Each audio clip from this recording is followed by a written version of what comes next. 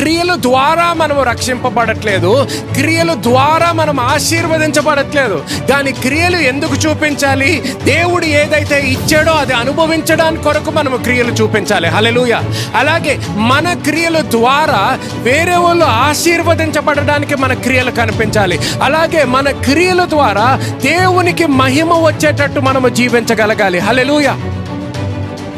మన దేవుడు ఎప్పుడు కూడా నూతనంగా మనకు చేస్తూ సమస్తము సమకూర్చి మేలు కొరకు చేసే దేవుడు అంట. The believers life is always progressing, అంటే ముందుకు వెళ్తుంది, పై స్థానములోకి వెళ్తుంది. 5 సంవత్సరాల కంటే ఇప్పుడు ఇంకా మంచి స్థితిలో ఉంచుతాడు, ఇంకా ముందున్న రోజుల్లో ఇంకా మంచి స్థితిలో ఉంచుతాడు. అది దేవుని యొక్క వాగ్దానము, దేవుని యొక్క సూచనలు మనకి భారము కాదు, కానీ మన గమ్యము చేరడానికి అది ఒక మార్గం అయి ఉంది. God's instructions are not a burden but a pathway to reach our destiny.